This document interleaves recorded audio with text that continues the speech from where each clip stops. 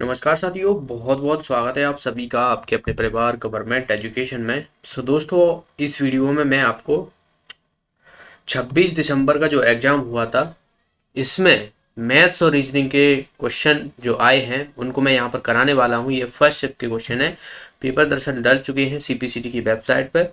तो हम एक एक करके सारे जो है वो पेपर और जो कंप्यूटर पूछे गए हैं क्वेश्चन, ठीक है, कंप्यूटर के क्वेश्चन हो गए, मैथ्स रीजनिंग हो गया, तो वहाँ से हम सारे कवर करने वाले हैं धीरे धीरे करके। ओके, तो यहाँ पर मैं आपको 26 दिसंबर का फर्स्ट शिफ्ट के क्वेश्चन यहाँ पर कराने वाला हूँ। जो मैंने क्वेश्चन कराए थे उसी हिसाब से वहाँ पर देखे गए थे। तो मैं आपको, देखिए यहाँ पर ये पहला क्वेश्चन है, सिंप्लीफिकेशन से क्वेश्चन देखो पूछा गया है इसमें, और इसमें हमें सीधा सीधा इसका मान निकालना है। तो ये यहाँ पर देखिए आप √5 - 2 इसका होल स्क्वायर लगा हुआ है माइनस इक्वल टू माइनस, और यहाँ पर रूट में 80 है। तो इसको हम कैसे, देखिए ये वाला जो है हमें आपको पता हो तो a - b का होल स्क्वायर हो जाएगा। इसका फॉर्मूला होता है a² + b² - 2ab। ये सभी को पता होगा, आम बात है, ये सभी को जब 10th क्लास में होते तभी जो है इस फॉर्मूला का हम यूज करने को देखने को मिलता है। तो देखिए इसको मैं ओपन करूंगा तो यहाँ पर देखिए ये रूट लगा हुआ है, 5 का स्क्वायर होगा, मतलब रूट पे स्क्वायर लगाएंगे तो 5 बाहर आ जाएगा, प्लस ये हो जाएगा 2 दूना 4 माइनस 2 × 2√5 इक्वल टू, यहाँ पर ये हम x मान लेते हैं क्योंकि इसका मान हमें निकालना है। और इसको देखिए, इसको मैं किस देखिए 80 को मैं किस तरीके से लिख सकता हूँ, 16 × 5। तो यहाँ पर आप देखिए 16 × 5 है, तो ये आप देखिए 4 × 4 होता है, तो ये हम बाहर निकाल लेंगे। तो यहाँ से देखिए ये कितना हो जाएगा, 9 हो जाएगा माइनस, और ये हो जाएगा 4√5 इक्वल टू x माइनस, तो यहाँ से 4 बाहर आ जाएगा और रूट में 5 रह जाएगा। तो यहाँ से देखिए ये माइनस का 4√5 है, ये भी माइनस का 4√5 है, तो ये कट जाएगा। तो x इक्वल टू यहाँ से कितना बचेगा हमारा, 9 बचेगा। तो x की वैल्यू हमारी यहाँ से कितनी आ गई, 9 आ गई। हमारा आंसर आ जाएगा यहाँ पर फोर्थ ऑप्शन। ओके, अगला प्रश्न देखिए, यहाँ पर ये हमें यहाँ पर इसका जोड़ घटाना करना है, आम बात है। और यहाँ पर हमें दिया हुआ है कि आपको सटीक मान की गणना नहीं करनी है, मतलब आप देख रहे हो ये पॉइंट में लिखे हुए हैं, तो आपको एग्जैक्ट मान नहीं निकालना है। आपको जो है, आप यहाँ पर ऑप्शन में भी देखिए कि हमें जो है यहाँ पर इंटीजर वैल्यू दी हुई है। तो देखिए ये हमें लिखा हुआ है 16.978, तो इसको मैं किस तरीके से लिख सकता हूँ, 17, क्योंकि देखिए पॉइंट 16.9 है, तो मैं इसको करीबन 17 मान सकता हूँ, ठीक है। तो मैंने इसको 17 मान लूंगा। तो इस तरीके से देखिए बाकी के सबकी भी, तो यहाँ पर 17 प्लस, अब ये 27.007 है, तो ये मतलब देखा जाए तो 5 से ज़्यादा होते हैं, तो उसको हम 1 या 9 के आसपास, 8 के आसपास आपको देखा मिले तो उसे हम सीधा सीधा एक अंक बढ़ा देते हैं। अगर उससे नीचे का देखते हैं तो हम एज इट इज लिखते हैं। तो यहाँ पर मैं 27 की 27 ही लिखने वाला हूँ, प्लस यहाँ से देखिए 36.98 है, तो मैं इसको 37 मान सकता हूँ, ठीक है। माइनस इसको देखिए 12.96 है, तो इसको मैं 13 मान सकता हूँ। और ये 9.003 है, तो इसको मैं 9 मान लूंगा। ये हमें x की वैल्यू निकालनी है। अब देखिए यहाँ से आप देखिए ये प्लस है और ये सब माइनस है, तो यहाँ से इन दोनों को जोड़ोगे माइनस माइनस की, तो ये कितना हो जाएगा, 22 हो जाएगा, ठीक है। 13 और 9 होता है 22। अब देखिए ये 37 है, तो 22 इसमें से घटाऊंगा मैं, तो ये कितना बचेगा हमारा, 15 बचेगा। और यहाँ से आप देखिए ये कितना हो जाएगा, 7 दूना 14, 3 और 1 4, और यहाँ पर देखिए 15 इसमें जोड़ूंगा यानी 59। तो हमारा आंसर कितना हो जाएगा यहाँ पर, 59 जो है इसका आंसर हो जाएगा। इतना सा था, आसान से प्रश्न थे, कोई बड़ी बात नहीं थी। कि कंप्यूटर की मैंने देखे थे, कंप्यूटर 52 नंबर का आता है, उसमें से आप आसानी से 30 नंबर ला सकते थे, ठीक है। 30 नंबर उसमें ऐसे क्वेश्चन है जो मैं आपको बताऊंगा, जो मैंने कराए हुए क्वेश्चन है, जो प्रैक्टिस सेट कराए हुए हैं उसमें से ही पूछे गए थे। ओके, तो देखिए यहाँ पर अगला प्रश्न जो दिया हुआ है कि कक्षा में 80 लड़कों की औसत आयु 15 है, ठीक है। 80 लड़कों की औसत आयु 15 है, और कक्षा में 15 लड़कों के एक समूह की औसत आयु हमें कितनी दी है, 16 दी हुई है। और कक्षा में 25 अन्य लड़कों की औसत आयु हमें दी हुई है 14। तो कक्षा में शेष लड़कों की औसत आयु हमें पूछी गई है कितनी होगी। देखिए सबसे पहले हम टोटल जो आयु है, जितने भी 80 लड़के हैं उनकी हम निकालेंगे। तो टोटल आयु अगर आपको निकालनी है तो यहाँ से देखिए 80 छात्र हैं, लड़के हैं, और इनकी औसत आयु कितनी है, 15 है। तो यहाँ से देखिए कितना हो जाएगा हमारा, 0 15 चौक 60, 15 15 छक्कर 120, ठीक है। तो यहाँ से देखिए 1200 जो है ये हमारी टोटल आयु निकल आई, जो 80 लड़के हैं उनकी, ठीक है। तो यहाँ से अब हम बाकी के देखिए ये 15 लड़कों की पूछा जाए तो 15 बॉयज जो है इनकी आयु देखी जाए तो 15 गुणा 16 कर दूंगा, क्योंकि 16 जो है इनकी औसत आयु। तो यहाँ से आप देखोगे 15 छक्के 90 और 15 और 9 ये कितना हो जाएगा हमारा 24, यानी 240 हो गया। ओके, इसी तरीके से बाकी के जो 25 लड़के हैं उनकी औसत आयु का पूरा टोटल निकालेंगे हम। तो देखिए 25 गुणा कितना कर दूंगा, यहाँ पर देखिए 14 दिया हुआ है तो 14। तो यहाँ से आप देखोगे तो ये कितना हो जाएगा हमारा 25 चौको 100, यहाँ से लगा 10, 25 और 10 हो जाएगा ये 350। अब देखिए इसमें हमें पूछा गया कि शेष लड़कों की। अब भाई इतनी देखिए 15 लड़कों की हमें पता है इतनी है, 25 लड़कों की हमें 350 है। तो मैं इनको जोड़ने वाला हूँ, तो ये कितने टोटल हो जाएंगे, यहाँ पर देखिए 0 और ये हो जाएगा 40 लड़कों की अगर मैं टोटल आयु निकालता हूँ तो यहाँ से देखिए इनको भी जोड़ना पड़ेगा 095 यानी 590। अब ये 40 लड़कों की 590 है, बाकी के जो शेष बचे हुए हैं उनकी औसत आयु हमें निकालना है। तो टोटल हमें पता है कि 1200 है, 40 लड़कों की 590 है, तो बचे हुए कितनी हो जाएगी हमारी, इसमें से मैं घटा दूंगा, यहाँ से देखिए 0 1 और ये कितना हो जाएगा हमारा 610।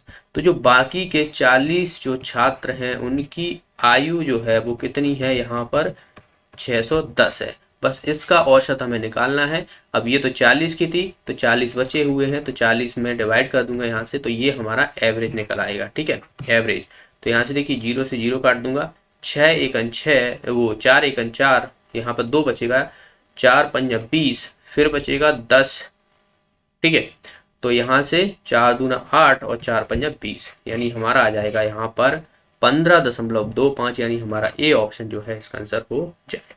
ठीक है, तो 40 जो छात्र थे उनकी हमें आयु पता पड़ गई थी, मैंने टोटल जो छात्र थे उसमें से घटा दी है और सीधा सीधा जो बचे हुए छात्र 40 हैं उनको डिवाइड कर दिया गया है। तो बाकी के जो शेष बचे लड़के हैं या बात की जो विद्यार्थी हैं उनकी औसत आयु निकल आई। ठीक है, तो विद्यार्थी और लड़कों में कोई कंफ्यूज मत होना, आपको यहाँ पर लड़के ही दिए हुए हैं तो उससे कोई फर्क पड़ने वाला नहीं है। ओके, अगला प्रश्न देखिए, यहाँ पर ये जो दी हुई है एक नंबर सीरीज दी हुई है और इसमें हमें अगला पद निकालने को कहा गया है। देखिए 12 12 18 36 90 और 270 अगला पद हमें निकालना है। देखिए यहाँ से आप देखोगे तो कोई भी अंतर हमें देखने को नहीं है, 12 यहाँ पर 12 यहाँ पर, फिर यहाँ पर आप देखोगे 18, फिर एकदम से डबल हो गया है, फिर डबल नहीं हुआ है, थोड़ा कम देखने को मिला है, फिर यहाँ पर देखिए 3 गुना हो गया है, 9 3 27 यानी 270। तो एक चीज समझ में आ रही है कि पहले तो हमें कोई अंतर ज्यादा देखने को नहीं मिल रहा है, फिर एकदम से डबल हो रहा है, फिर 3 गुना ऐसे देखने को मिल रहा है हमें। तो देखिए 12 का अगर मैं 1 से मल्टीप्लाई करता हूँ तो मुझे 12 मिलेगा, मिलेगा कि नहीं मिलेगा। 12 का अगर मैं 2 से करूंगा तो 12 दूना 24 हो जाएगा, जो कि हमें 18 दिया हुआ है। तो अगर मैं इसमें थोड़े कम का यानी 1.5 का इसमें मल्टीप्लाई करूं तो मुझे कितना मिलेगा, देखिए 15 चौको 15 दूना 30, हाथ से लगा 3, 15 और 3 18 और दशमलव लगा है एक अंक के बाद, तो एक अंक के बाद मैं यहाँ पर लगा दूंगा, तो ये हमारी कितनी आ जाएगी, यहाँ पर 18 जो है यहाँ पर आ जाएगा। तो यहाँ से देखिए 18 आ गया हमारा। ठीक है, अब देखिए 18 दूना 36 यानी 18 में सीधा सीधा 2 गुना का 2 से मल्टीप्लाई हुआ है तो हमें 36 मिला है यहाँ पर। अब आपने देखा कि 1 का मल्टीप्लाई हो रहा है, फिर 1.5 का मल्टीप्लाई हो रहा है, फिर 2 का हो रहा है, यानी 0.5 जो है वो बढ़ाते जा रहे हैं। तो अगली बार देखूंगा कि मैं 36 में किसका मल्टीप्लाई करूँ, 2.5 का मल्टीप्लाई करूँ तो मुझे कितना मिलेगा। तो यहाँ से आप देखोगे कि इसको दशमलव हटाऊंगा 0 और यहाँ पर 5 25 5 गुना और ये हो जाएगा 18, 18 पंजे 90। तो यहाँ से देखिए हमारा 90 आ गया, जो कि 90 हमें दिया हुआ है। तो यही हमारी सीरीज बन रही है, पहले 1 का मल्टीप्लाई किया है, फिर 1.5 का, फिर 2 का, फिर 2.5 का, फिर 3 का, फिर 3.5 का। तो यहाँ से देखिए 90 आ गया और 90 का सीधा सीधा कितना कर दिया है, 3 गुना। तो अगला पद हमें कैसे निकालना पड़ेगा, 270 में मुझे 3.5 का मल्टीप्लाई करना पड़ेगा। तो यहाँ से देखिए ये दशमलव हटाऊंगा 0 और यहाँ से देखिए 1 0 से 0 कट जाएगा और इसको यहाँ से या फिर हम 0 से 0 काट देते हैं। अब यहाँ से देखिए हमारा देखिए 7 पंजा 35, 5 जो है यूनिट डिजिट आने वाला है। अगर मैं 30 का देखा जाऊं कि यहाँ पर 30 अप्रोक्स मान के चलूंगा, 3 तरफ 9, तो भी हमें देखिए ये 900 के आसपास हमें वैल्यू देखने को मिलेगी। तो यानी 945 जो है इसका आंसर आएगा, दरअसल ये नहीं आएगा, ये 1200 बहुत ज़्यादा हो जाएगा। अब देखिए अब ऐसे भी कर लो 35, तो यहाँ से देखिए मैं इसको करूँगा तो 0 3×7 = 21, हासिल लगा 2, 3×2 = 6 और 7 8। ठीक है, और ये कितना 5×7 = 35 और 5×2 = 10 और 3 13। तो यहाँ से देखिए 5 4 945। तो यहाँ से हमारा देखिए ये ऑप्शन जो है इसका आंसर आ जाएगा। तो वही मैं अप्रोक्स यहाँ पर मान के चल रहा था कि ये वैल्यू अगर मैं इसका मल्टीप्लाई करूंगा तो 900 के आसपास मुझे देखने को मिलेगा, जो कि हमारा आंसर ए दिया हुआ है। तो ये वाली दरअसल जो है इस तरीके से जो है सीरीज बनने को देखने को मिल रही थी हमें। ओके, अगला प्रश्न देखिए, यहाँ पर ये सिंप्लीफिकेशन से क्वेश्चन है, आसान सा है। देखिए 475 प्लस 64%, ठीक है, ऑफ लगा हुआ है तो इनटू हम लगाते हैं, बराबर 900 प्लस एक्स। इस एक्स की वैल्यू हमें निकालनी है। अब देखिए इसको सॉल्व करने का मैं आपको, देखिए 64% आप सीधा सीधा मल्टीप्लाई करोगे तो ऐसे मत किया करो। ठीक है, देखिए मैं आपको सीधा सीधा इसको, जो 64% दिया हुआ है, इस परसेंट को मैं इधर भी तो मान सकता हूँ कि भाई 950% 64 का निकाल लो, तब भी हमारी वैल्यू सेम निकलेगी। निकलेगी, यानी 64 × 950%, ऐसा भी तो कर सकता हूँ। तो अब देखिए यहाँ से मैं सीधा सीधा पहले इसको मैं किस तरीके से लिख सकता हूँ, 900% लिख सकता हूँ और 50% लिख सकता हूँ कि नहीं लिख सकता। तो हमें यहाँ पर आसानी हो जाएगी। अब 900% में इसका निकालूंगा तो सीधा सीधे मुझे यहाँ से 9 का मल्टीप्लाई करना पड़ेगा, क्योंकि परसेंट लगा हुआ तो ये डबल जीरो हट जाएंगे। तो यहाँ से देखिए 9 चौक 36, वहाँ से लगा 3, 9 छक्के 54, 55 56 57, यानी 57। फिर देखिए ये 50 है तो 50% मतलब 1/2 होता है। तो 64 का हाफ कितना हो जाएगा, यहाँ पर 32 हो जाएगा। तो यहाँ से देखिए ये कितना हो जाएगा, 806 608 हो जाएगा। यानी इस पूरी की वैल्यू हमारी जो निकली है वो 608 निकली। ठीक है, तो ये थोड़े सिंप्लीफिकेशन करने के थोड़े ना एक आपको आइडिया लगाना चाहिए कि मैं इसको किस तरीके से सॉल्व करूं कि मुझे आसानी हो और मेरे गलत होने के चांस भी कम हो। ओके, तो अब यहाँ से देखिए ये 900 है, पहले हम इसको जोड़ लेते हैं इसमें। तो यहाँ से देखिए 5 7 और इसमें से 900 मैं घटा दूंगा क्योंकि ये इधर है तो इधर आएगा 900। तो यहाँ से देखिए ये कितना हो जाएगा 170। यहाँ से देखिए ये हमारा जो है 8 और 5 13 होगा, यहाँ पर ये 13 होगा दरअसल, 8 और 5 13 और ये 7 और 1 8 और ये यहाँ से इस तरीके से। तो 381 यानी 183, यानी हमारा आंसर आ जाएगा इसका फर्स्ट ऑप्शन। ओके, नेक्स्ट जो है यहाँ पर ये चतुर्भुज से यानी पूछा गया है। इस चतुर्भुज में तीनों कोणों के अनुपात हमें दिए हुए हैं 3:5:9 और चौथा कोण का हमें मान दिया हुआ है यहाँ पर 71 डिग्री। तो चतुर्भुज के सबसे बड़े और सबसे छोटे कोण के बीच का अंतर हमें बताना है। भाई चतुर्भुज है, मान लो कोई भी चतुर्भुज है, ये कोण है, इसके दिए हुए हैं, और आप सभी को पता है कि चतुर्भुज के चारों कोणों का योग जो होता है, चारों कोणों का योग कितना होता है 360। ठीक है, तो बस यहीं पर देखिए ये मैं मान लेता हूँ 3x है, ये 5x है, ये 9x है, और चौथा हमें दिया हुआ है 71 डिग्री। ठीक है, तो इन सभी का योग किसके बराबर होना चाहिए, 360 के बराबर होना चाहिए। तो मैं इन सबको जोड़ देता हूँ। ठीक है, तो यहाँ से देखिए इसको 71 को तो मैं इधर ले जाऊंगा, बाकी इनको जोड़ दूंगा। तो यहाँ से देखिए ये कितना हो जाएगा 8 8 2 16 17x इक्वल टू 360 माइनस 71। तो 17x इक्वल टू, यहाँ से आप देखोगे ये कितना हो जाएगा 9 और ये 5 बचेगा। तो यहाँ से हमारा ये हो जाएगा 7 289। तो ये कितनी बार जाएगा 17 बार जाएगा। तो x इक्वल टू कितना आ जाएगा हमारा 17। अब हमें सबसे बड़ी और सबसे छोटी का अंतर निकालना है। देखिए सबसे बड़ा क्या हो सकता है, इसमें ये हो सकता है 9x, और छोटा आप देखोगे कि 17×3 = 51। 17×3 मतलब ये 51 आएगा, हमारा x का मान 17 है। ठीक है, तो 17 का 17×3 तो यहाँ से आप देखोगे कि 3x और 9x, इन दोनों का अंतर आप देखोगे तो कितने का आ रहा है हमारा, यहाँ पर देखिए 6x का आ रहा है, और x की वैल्यू हमें पता है 17 है। तो यहाँ से हम कितना 17 का इसमें मल्टीप्लाई कर देंगे, 60 42, यानी ये हो जाएगा 102 डिग्री, यानी हमारा आंसर आ जाएगा यहाँ पर सी ऑप्शन। ओके, तो यहाँ पर बस यही बात समझने वाली बात थी कि आपको पता होना चाहिए कि चतुर्भुज के चारों कोणों का योग 360 होता है। इन तीनों को हम 3x plus 5x plus 9x और प्लस 71 डिग्री ये वाला और बाकी बराबर कर देंगे 360 के। ओके, अब यहाँ से हमारे रीजनिंग के क्वेश्चन है। तो देखिए यहाँ पर हमें इसमें दिया हुआ है कि 3 शब्द जो इस हिसाब से हैं, मतलब एक दूसरे से कनेक्ट हैं, तो उसी हिसाब से हमें ऑप्शन देखना पड़ेगा इसमें। ठीक है, देखिए हड्डी, कंकाल और नस, देखिए हड्डी कंकाल ये मनुष्य के जो है, आप देखोगे हड्डी होती है, पूरा कंकाल होता है, नस होती है, ये नस आप देख रहे हो यहाँ पर, ठीक है। तो ये सब जो है हमारे शरीर के हिस्से हैं। वहीं हम देखा जाए तो इसमें हमें ऐसे ही देखना पड़ेगा। देखिए घर, दरवाजा, खिड़की, ठीक है, पहिया का आरा, पहिया और हैंडल, दृष्टि पटल जिसे हम रेटिना बोलते हैं, आंख और आंख की पुतली, बर्फ, बादल, हिम। तो यहाँ पर देखिए हमें एक तरीके से शरीर के अंग दिए हुए हैं। हड्डी होती है, हड्डियों से मिलके क्या बनाता है, पूरा कंकाल बना होता है, और उसमें नस अलग रहती हैं। तो वहीं से देखिए आप इसको देखिए, घर है तो घर में दरवाजा होता है, तो यहाँ पर पहले हड्डी है, ठीक है, ना कि पहले कंकाल है। तो घर के अंदर सारी चीजें आ जाती हैं। घर वही होता है जिसमें इंसान रहते हैं, एक तरीके से देखा जाए तो, ठीक है। और यहाँ पर आप देखिए पहिया का आरा, पहिया, पहिया के अंदर जो पहिए के आरे होते हैं, ना कि ये चीज है, क्योंकि हड्डी हमारी यहाँ पर जो है चीज है। अब हैंडल अलग ही हो जाता है, ये हैंडल अलग है हमारा। अब देखिए रेटिना, रेटिना हमारे आंखें जो है, जो हमारी इमेज बनती है वो रेटिना पे बनती है, तो ये आंख का भाग है, ये आंख का भाग है, और आंख की पुतली भी, ये भी आंख का भाग है। तो यही हमारा आंसर आ जाएगा दरअसल।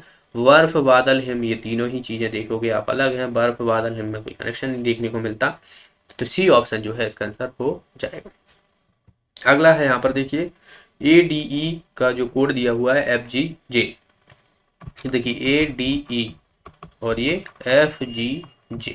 तो देखिए A B C और D कर दिया मैंने, फिर D के बाद सीधा E ले दिया है, मतलब पहले दो छोड़ के नहीं तीसरा अल्फाबेट लिया हुआ है, फिर एकदम से वो अगला वाला ले लिया है। तो इसी तरीके से देखिए E के बाद F कर दिया गया है, F और फिर G, फिर देखिए GHIJ, इसमें पीछे कर दिया गया है। तो इसी तरीके से हमें इसका निकालना पड़ेगा KNO। तो देखिए यहाँ पर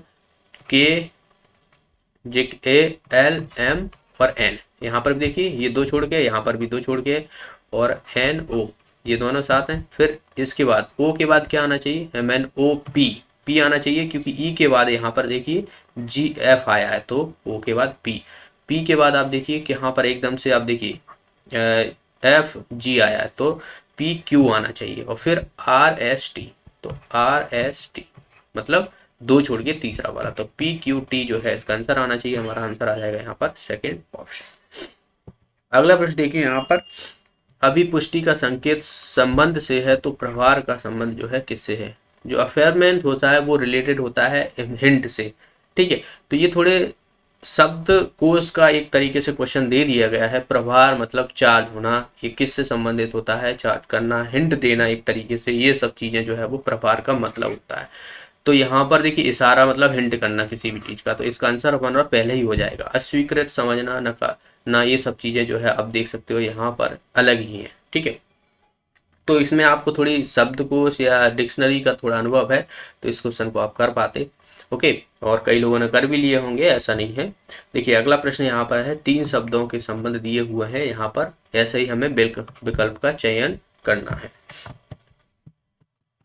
तो देखिए मद्रास, विशाखापट्टनम, रंगून। मद्रास, विशाखापट्टनम, रंगून, ये भारतीय सेना के अड्डे हैं? बिल्कुल नहीं है। आपने कभी अगर ज्योग्राफी पढ़ी है तो भारतीय सेना के अड्डे ये नहीं है। ये बंगाल की खाड़ी के तट पर स्थित बंदरगाह है, ये हो सकता है। ये राज्यों की राजधानी है? बिल्कुल नहीं है। ये अपने वास्तुकला के लिए प्रसिद्ध है। वास्तुकला रंगून मंगून में तो, रंगून में तो जो है बहादुर शाह जफर जो द्वितीय थे उनको भेजा था 1857 की क्रांति में, तो वहां पर कला वस्तु से कोई संबंध ही नहीं है। तो ये भी, तो ये क्या है, सब जो है वो बात की जाए तो बंगाल की खाड़ी के तट के बंदरगाह हैं, ठीक है, स्थित बंदरगाह है मद्रास, विशाखापट्टनम और रंगून। तो इसमें आपको ज्योग्राफी का ज्ञान होना चाहिए था, ओके। अगला देखिए यहाँ पर नीचे विकल्पों के चार शब्द दिए हुए हैं, तीन इस प्रकार हैं, तो हमें यहाँ पर इसमें से सबसे भिन्न निकालना है। एक सेकेंड,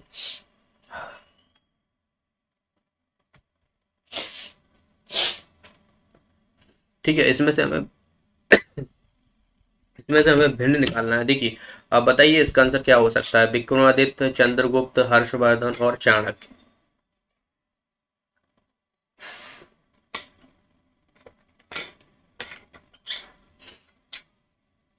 देखिए विक्रमादित्य, चंद्रगुप्त और हर्षवर्धन, इन तीनों को ही आप देखोगे ये शासक हैं, दरअसल इन्होंने राज किया है। चाणक्य, चाणक्य आपने देखा होगा कि जो घनानंद था उसे हरा कर जो है, क्योंकि चाणक्य की जो है बेइज्जती की थी उसने, अगर आपने हिस्ट्री पढ़ी होगी, तो उन्होंने चंद्रगुप्त मौर्य एक ऐसे इंसान को देख रहे थे जो इसको घनानंद को जो है वो हरा पाए, और चाणक्य ने चंद्रगुप्त को जो है अपना एक शिष्य बनाया और उसे शिक्षा दी, और वो जो है घनानंद का वहां से समाप्त कर दिया गया था। उसके बाद मौर्य वंश का जो है वो दशक चला आगे चल के नहीं। ठीक है, तो चंद्रगुप्त मौर्य, हर्षवर्धन और विक्रमादित्य ये सब जो है शासक है, जबकि ये एक तरीके से देखा जाए तो इन्होंने जो है वो शासक की तरह काम नहीं किया हुआ है। ओके, और इनके जो विष्णुगुप्त, इनको विष्णुगुप्त के नाम से भी जाना जाता है, इसे भी आप याद रखना। ओके, विष्णुगुप्त के नाम से, कौटिल्य के नाम से, इन सब के नाम से जो है इनको जाना जाता है, और इनकी एक अर्थशास्त्र पर जो है वो पुस्तक लिखी थी। ठीक है, अर्थशास्त्र जो है इन्होंने पुस्तक लिखी थी, याद रखना है, जो राजनीतिक से संबंधित है। तो ये चाणक्य जो है इसमें सबसे भिन्न हो जाएगा, और ये सभी आप देखोगे एक तीनों जो है अलग है। अगला देखिए यहाँ पर, भेंगापन, आंख निचोड़ना। तो यहाँ पर इसका संबंध क्या हो, जैसे भेंगापन जो है आंख से भेंगापन होता है ना, आंख में कोई भेंगापन, भेंगी आंखें हो जाती हैं उसकी, तो वो आंख से संबंधित होता है। निचोड़ना किससे संबंध होगा, टॉर्क, कपड़ा, कंठ या हाथ। तो इसका आंसर हो जाएगा हमारा हाथ। कोई भी चीज हम कोई भी चीज निचोड़ते हैं या कहा जाए तो वो किससे, हाथ से देखा जाता है, तो हाथ से हम निचोड़ा जाता है। तो इसका आंसर क्या हो जाएगा हमारा, फोर्थ ऑप्शन जो है इसका। हम जल्द ही जो है वो देखिए, कंप्यूटर की क्लासेस में जो है आपको 15 तारीख से स्टार्ट कर दूंगा, जिसमें मैं आपको जो प्रीवियस के क्वेश्चन है वो भी कराऊंगा, और जो थ्योरी है उनको हम डिटेल में अच्छे से करेंगे, जिससे आपका देखिए मार्च में एग्जाम है, तो अभी आपके पास टाइम है, कोई दिक्कत नहीं है, आराम से हो जाएगा हमारा सब कुछ कवर, और आपको मात्र जो है वो 75 में से 38 नंबर लाना है। ठीक है, तो आप बिल्कुल ला पाओगे। तो जो भी साथी रहे हैं चैनल को सब्सक्राइब कर लेना, और वीडियो को अभी तक लाइक नहीं किया है तो वीडियो को लाइक कर दीजिए, शेयर कर दीजिए। मिलते हैं अगले वीडियो में, तब तक के लिए बहुत बहुत धन्यवाद।